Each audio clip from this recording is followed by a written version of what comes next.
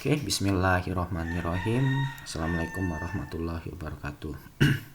Baiklah, pada kesempatan ini ya, Bapak akan menjelaskan materi lanjutan kita, yaitu akun.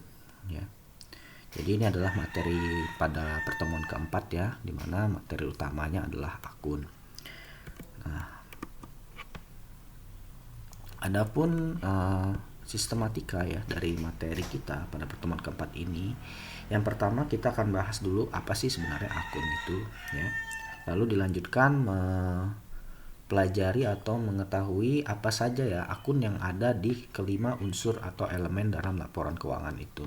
Lihat dari aset, kewajiban, ekuitas, penghasilan, dan beban. Apa aja sih sebenarnya akun untuk masing-masing unsur itu ya. Nah, pertama kita akan bahas dulu definisi akun.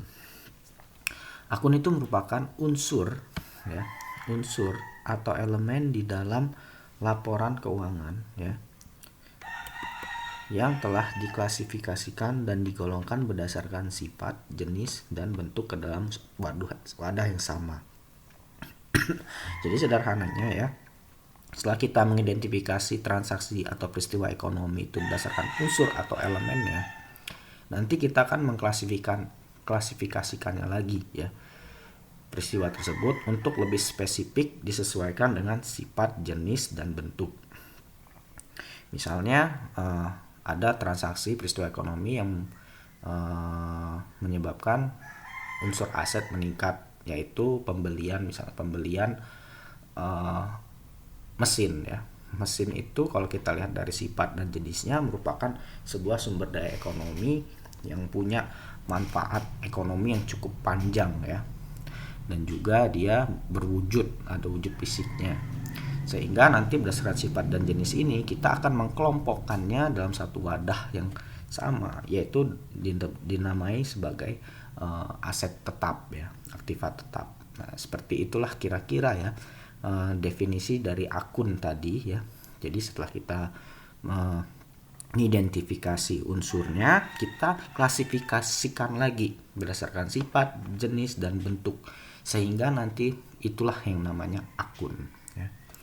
Nah, akun ya, akun ini dibagi menjadi dua berdasarkan keberlanjutannya ya, keberlanjutan akun tersebut ya. Ada akun real atau akun tetap ya, terus akun nominal atau akun sementara ya. Nah, akun real ini, akun tetap itu merupakan akun yang akan terus berlanjut ke depannya. Jadi akun-akun itu akan muncul terus ya, sampai dia memang dihapuskan atau tidak ada lagi ya. Nah, akun-akun ini ada di mana sih sebenarnya? Nah, akun-akun ini ciri khasnya ada di laporan posisi keuangan atau neraca ya. Jadi laporan-laporan atau akun-akun yang ada di laporan posisi keuangan atau neraca itu merupakan akun real, akun tetap. Dan akun tersebut pengukurannya, nominalnya, angkanya itu akan terus berlanjut sampai periode operasi ke depannya. Jadi tidak ditutup, tidak dienolkan ya. Nah, yang kedua itu ada yang namanya akun nominal. Nah, ini sifatnya sementara. Nah, ini dia ada di laporan laba rugi. Ini contohnya adalah akun pendapatan dan beban ya. Ini akun-akun yang ada di laba rugi. Jadi, setiap periode operasi perusahaan itu ya, nanti pada saat dia setelah tutup buku atau akhir tahun dan akan memulai ke periode operasional tahun besoknya atau setelahnya, itu harus ditutup dulu.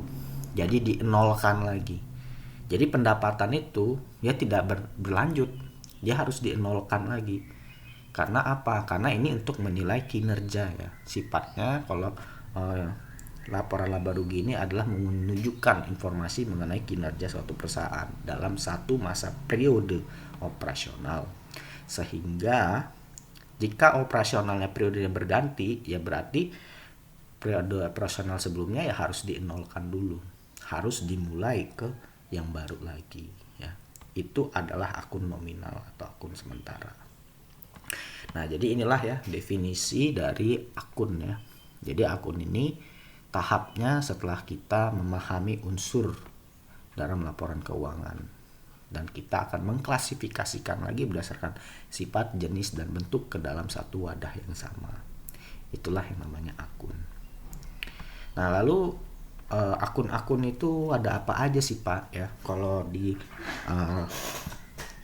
laporan keuangan itu ya, untuk masing-masing unsur atau elemen itu apa aja sih sebenarnya ya? Nah, ini pertama coba kita akan bahas dulu di aset ya. Unsur aset.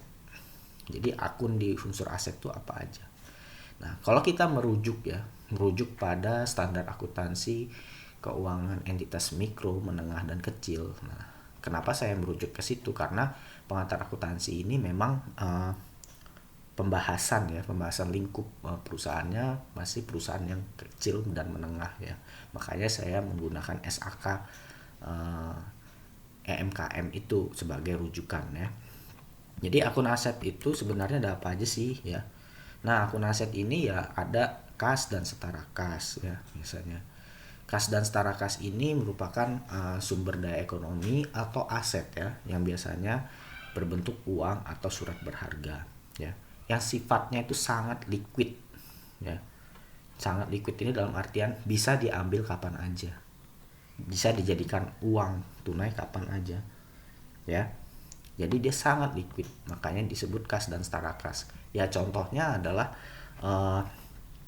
uang yang disimpan perusahaan di bank ya, terus juga uang yang dipegang perusahaan ya, itu adalah kas dan setara kas ya. Terus juga ada surat berharga ya, dimana surat berharga ini contohnya seperti surat berharga Bank Indonesia ya, itu bisa kita cairkan saat kapan saja menjadi uang ya. Kalau kita butuh bisa langsung dicairkan. Nah, itu adalah kas dan setara kas ya. Jadi ini salah satu akunnya ya. Jadi setiap transaksi yang melibatkan unsur aset, mungkin salah satunya yang dapat diklasifikasikan ke dalam kas dan setara kas ini. Tapi berdasarkan sifatnya tadi ya. Tuh. Berikutnya adalah akun yang biasa muncul adalah piutang ya.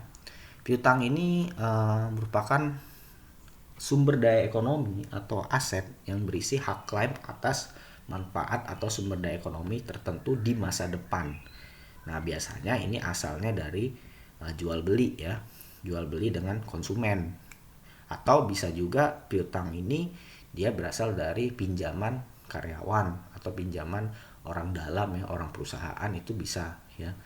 Tapi sifatnya ya, kalau piutang itu ya, dia hak klaimnya itu bakal terselesaikan atau diselesaikan dalam waktu kurang dari 1 tahun atau kurang dari masa periode operasional normal perusahaan ya. Itu adalah piutang, dan ini sering terjadi ya, sering muncul. Intinya kalau misalnya peristiwa ekonominya itu sifatnya misalnya pelanggan membeli barang kita ya, barang kita dia bayarnya itu nanti ya, atau secara kredit, itu pasti nanti menjadi utang, piutang ya. Dan itu akan jadi sebuah hak klaim di masa depan. Tuh, hak klaimnya apa? Ya, hak klaimnya uang bayaran atas penjualan barang. Berikutnya ada sewa ya. Sewa atau beban dibayar di muka ya. Jadi kalau sewa atau beban dibayar di muka ini adalah salah satu dari akun yang ada di aset ya, atau sumber daya ekonomi. Di sini juga sebenarnya berupa hak untuk untuk menggunakan ya, hak kontrak untuk menggunakan jasa ataupun barang ya, manfaat barang yang sifatnya itu sama ya seperti piutang, dia kurang dari 1 tahun ya. Jadi kalau misalnya ada transaksi itu menjelaskan bahwa perusahaan itu melakukan kontrak sewa, di mana kontrak sewanya itu sudah dibayar terlebih dahulu ya. Nanti setelah dibayar dia akan mendapatkan manfaat benefit memanfaatkan aset tersebut dalam kurun waktu tertentu. Nah, dalam hal ini kurun waktunya adalah kurang dari 1 tahun. Oke. Berikutnya adalah akun persediaan ya. Nah, akun persediaan ini pasti muncul dalam sumber daya ekonomi atau aset atau unsur aset ya.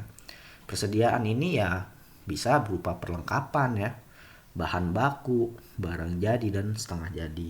Tapi jangan terkecoh dengan perlengkapannya. Perlengkapan ini dia bisa menjadi persediaan itu jika perlengkapan itu memang uh, relevan atau berhubungan ya, punya korelasi dengan uh, bidang bisnis usaha utama yang dijalankan perusahaan. Misalnya sebagai contoh ya, perusahaan itu adalah perusahaan ini jasa kesehatan ya. Jasa kesehatan itu kan banyak tuh ya perlengkapannya, perlengkapan seperti uh, ya suntikan kecil-kecil itu, terus juga lakban dan bukan lakban ya, Hansaplast ya contohnya, ataupun alat-alat perlengkapan untuk medis itu kan semua digunakan untuk kegiatan operasionalnya uh, perusahaan dalam memberikan jasa layanan kesehatan. Nah, sehingga ini masuk ke dalam persediaan ya. Jadi harus hati-hati ya anak-anak ya. Nah, kalau kayak perusahaan manufaktur ya, perlengkapan-perlengkapan itu ya masuk ke dalam persediaan, misalnya ya berhubungan dengan proses produksinya gitu. Misalnya kayak manufaktur mobil ya, berarti seperti baut, terus juga ya ring yang berhubungan untuk membuat itu mobil, itu bisa dikategorikan perlengkapan ya, dan masuk ke persediaan. Oke, berikutnya ada yang namanya akun aset tetap. Nah ini akun aset tetap ya. Aset tetap ini ya, itu sebenarnya ada banyak ya. Aset tetap dia itu sifatnya berwujud dan juga tak berwujud. Nah, perlu kalian ketahui ya, aset tetap ini bakal berbeda dengan kayak persediaan ya. Kenapa? Kalau aset tetap ini dia manfaat ekonominya panjang, nah. Dan dia biasanya wujudnya ada fisik ya, tapi juga ada yang tidak punya fisik. Nah, pertama kita bahas dulu yang punya wujud fisik ya. Contohnya apa? Jadi aset tetap yang berwujud, yang punya manfaat ekonominya panjang ya, dan bisa dipakai perusahaan lama, itu adalah bangunan ya, peralatan dan kendaraan. Ini masuk ke dalam akun aset tetap. Jadi sederhananya kalau misalnya perusahaan memperoleh mobil atau perusahaan itu menjual mobil, itu pasti unsur aset ya yang terpengaruhi, dan akun yang terpengaruhi adalah aset tetap ya. Itu masuk klasifikasi sebagai aset tetap. Lalu yang tak berwujud apa Pak? Ya contohnya aset tak berwujud itu adalah ya hak kekayaan intelektual. Nah, ya seperti perusahaan sudah mengembangkan sebuah teknologi ya secara internal ya, dan sudah masuk ke tahap pengembangan dan tahap uji coba, dan ternyata bisa memberikan manfaat ke perusahaan. Itu adalah hak paten. Nah, itu hak paten itu nanti akan menjadi aset tetapnya perusahaan, tapi aset tetap yang tidak memiliki wujud. Nah, jadi seperti itu ya. Nah, itulah gambaran ya, atau akun-akun yang masuk ke dalam unsur aset ya. Unsur aset ya. Dimana kalau kita merujuk pada SAKMKM, akun-akun di aset ini ya pada umumnya adalah ini ya. Tuh ya, jadi di sini ada kas dan setara kas, ada piutang, ada sewa atau beban di muka, ada persediaan, ada akun aset tetap.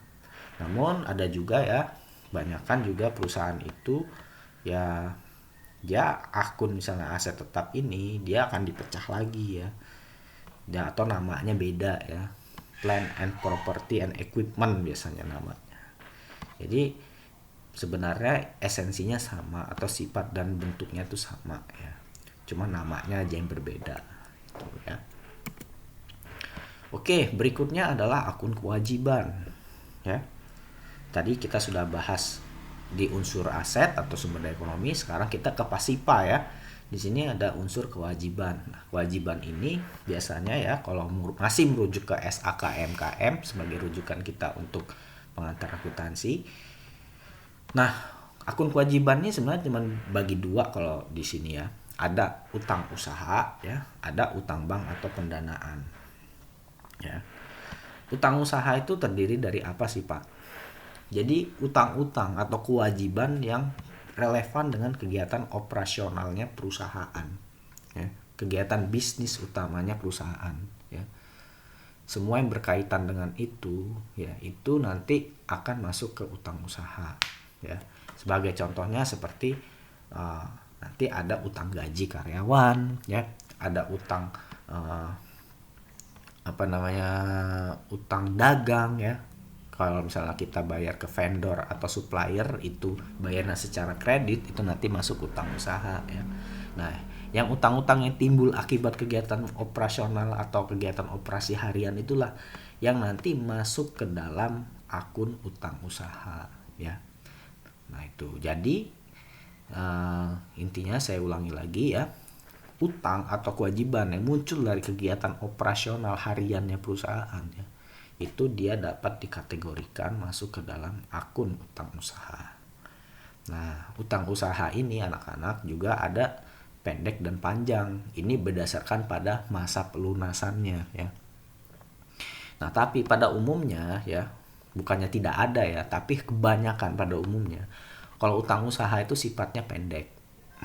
Ya, pendek dalam artian di sini adalah dia akan dilunasi ya, akan selesai ya masa kewajibannya itu kurang dari 1 tahun atau kurang dari masa kegiatan operasional normal perusahaan ya. Kalau yang panjang ya berarti ya bertahun-tahun pelunasannya ya. Tuh. Tapi jarang kalau utang usaha ya yang dia sifatnya panjang. Terus berikutnya akun utang bank atau pendanaan. Nah, ini bisa namanya pendanaan atau bank ya, tergantung dari dia ini utang untuk apa gitu loh. Maksudnya terus sumbernya dari mana gitu. Nah, utang pendanaan ini biasanya utang yang kegiatannya ya muncul akibat kita membutuhkan suntikan dana atau suntikan modal tambahan ya. Misalnya perusahaan mau ekspansi ya. Perusahaan butuh modal kerja berupa tambahan modal kerja maksudnya ya. Bukan berasal dari kegiatan operasional ya, nah, tapi ini memang perusahaan membutuhkan tambahan dana ya. Dana untuk membiayai sesuatu ya. Biasanya untuk mau buat pabrik ya, mau beli gedung, mau bikin gedung atau mau membeli kendaraan ya, itu dia butuh yang namanya pendanaan ya. Nah, itulah yang namanya nanti segala peristiwa yang seperti itu biasanya dia nanti akan masuk ke utang pendanaan atau utang bank ya. Nah, di sini contoh-contohnya utang pendanaan atau utang bank ini ya, contohnya seperti utang sewa guna usaha ya. Misalnya kalau perusahaan-perusahaan alat-alat berat tuh ya, yang perusahaan-perusahaan kayak manufaktur alat-alat berat dan lain-lain ya. Terus perusahaan-perusahaan jasa transportasi itu pasti dia ada yang namanya utang sewa guna usaha untuk memenuhi modal kerjanya ya. Kalau misalnya jasa transportasi dia butuh dana untuk beli mobil ya, mobil-mobil untuk dia menjalankan usahanya. Nah, itu biasanya menggunakan jasa sewa guna usaha. Kalau kalian mungkin nama ininya adalah leasing ya biasanya. Nah, terus juga ada utang pendanaan ini ya, utang obligasi ya.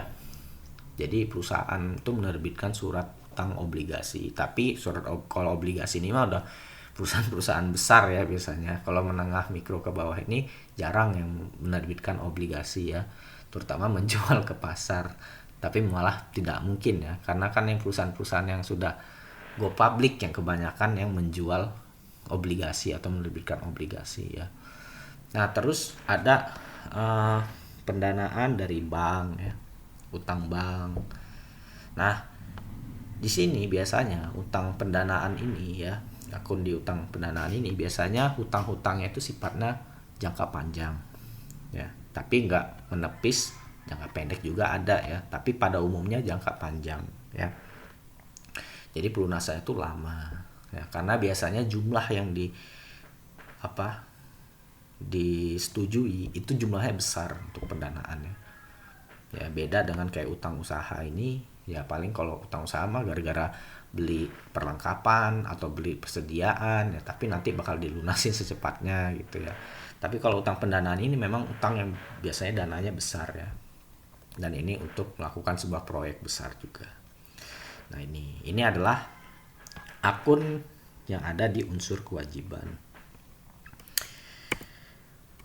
Berikutnya, nah, akun yang ada di unsur ekuitas ya. Nah, apa aja sih sebenarnya Pak yang ada di ekuitas itu ya? Ekuitas ini kan merupakan unsur modal ya, nama lainnya ya.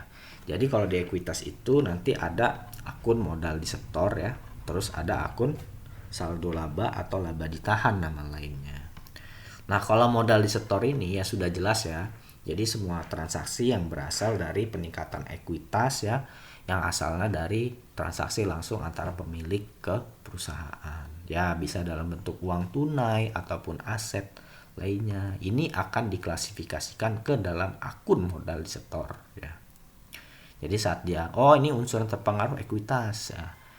Tapi dia lebih cocok nanti masuknya akun di akun modal disetor ya. Terus ada akun saldo laba ya. Nah, saldo laba ini biasanya nanti munculnya itu setelah kita melakukan jurnal penutup sebenarnya ya. Jadi di akhir tahun kegiatan operasional ditutup dan dimasukkan semua beban pendapatan tadi akan dinolkan dimasukkan ke saldo laba atau laba ditahan ya. Jadi kalau kalian mau melihat ya berapa sih peningkatan yang sudah dilakukan oleh perusahaan selama masa operasinya tuh ya bisa lihat di sini di akun ini sebenarnya. Jadi akumulasi laba atau rugi dari dia berdiri itu ada di sini ya. Tuh, ini jadi akun ekuitas ya. Nah, berikutnya adalah akun penghasilan dan beban ya. Jadi sudah tahulah di sini ya kalau akun penghasilan atau pendapatan ya. Jadi akun-akun yang masuk ke akun pendapatan usaha itu ya jelas ya, semua transaksi yang berasal dari kegiatan bisnis utama, jual beli ya, melaksanakan jasa itu nanti saat dia terbukti mempengaruhi unsur penghasilan itu akan dikategorikan ke pendapatan usaha ya. Ya contohnya kayak pendapatan penjualan ya, pendapatan jasa itu adalah pendapatan usaha. Lalu ada pendapatan lain-lain. Nah, ini yang perlu diperhatikan ya. Memang ya dia berasal dari jalannya kegiatan operasional ya. Jadi seiring dengan berjalannya waktu, periode operasi, sebenarnya perusahaan itu juga dapat yang namanya penghasilan atau pendapatan dari kegiatan di luar dari bisnis utamanya. Catatan di luar dari kegiatan bisnis utamanya. Nah, inilah yang akan diklasifikasikan ke akun pendapatan lain-lain. Kalau pendapatan usaha ini kan berasal dari kegiatan bisnis utama ya. Nah, kalau pendapatan lain-lain ya berasal dari kegiatan non bisnis utama. Ya, contoh sederhananya ya, Nak ya. Misalnya perusahaan jasa ya, jasa pengepakan misalnya. Dia kegiatan bisnisnya ya jasa mengepakkan barang ya. Nah, tapi dia di sini ada usaha lainnya, seseran. Misalnya setelah dipakan ada juga kadang pelanggan itu minta untuk dikirimkan misal ya. Nah, berarti di sini yang pendapatan dari pengiriman itu masuk ke pendapatan lain-lain ya. Tuh ya. Jadi pendapatan lain-lain ini adalah pendapatan yang di luar bisnis utama perusahaan ya. Tuh. Nah, berikutnya adalah akun beban operasional ya atau beban usaha. Nah, kalau beban operasional atau beban usaha ini sama ya seperti pendapatan usaha sebenarnya. Jadi beban-beban ya yang muncul akibat dari kegiatan utama perusahaan atau kegiatan bisnis utama perusahaan ya. Ini yang akan masuk ke dalam beban operasional ya. Ya biasanya ya beban-beban itu ada beban pokok produksi atau beban pokok penjualan ya, terus ada beban administrasi ya, terus ada beban pemasaran dan penjualan. Nah, semua ini kan berhubungan semua atau diperlukan atau berasal dari semua aktivitas bisnis utama perusahaan sehingga dia masuk ke akun beban operasional ya. Tuh. Berikutnya ada akun beban lain-lain. Nah, ya. Nah, akun beban lain-lain ini ada apa aja sih, Pak? Nah, akun beban lain-lain ini dia sama sifatnya seperti pendapatan lain-lain. Dia berasal dari ya beban-beban yang muncul akibat dari kegiatan di luar bisnis utama perusahaan ya. Jadi non core bisnisnya beban-beban itu muncul ya akan menjadi ini. Ya contohnya ya nak ya berasal dari hutang, beban-beban keuangan seperti beban apa ya, contohnya itu kayak beban bunga ya, beban bunga. Terus ada juga ya beban-beban yang pokoknya beban-beban yang di luar dari kegiatan operasional ya, yang operasional utama ya. Jadi tidak timbulnya itu memang bukan karena ini ya kegiatan bisnis aslinya gitu ya. Nah, terus juga ada akun beban pajak. Nah, akun beban pajak ini memang kelompok beban dari yang muncul dari aktivitas perpajakan ya. Jadi ya namanya perusahaan pasti ada unsur pajaknya ya, seperti PPN ya, terus juga pajak penghasilan karyawan yang dibayarkan, yang dititipkan ke perusahaan, terus juga beban pajak penghasilannya perusahaannya sendiri. Nah, itu merupakan akun-akun beban yang nanti masuk ke dalam akun beban pajak. Tuh ya. Oke, jadi inilah ya akun-akun ya. Akun yang ada di dalam 5 unsur laporan keuangan tadi ya.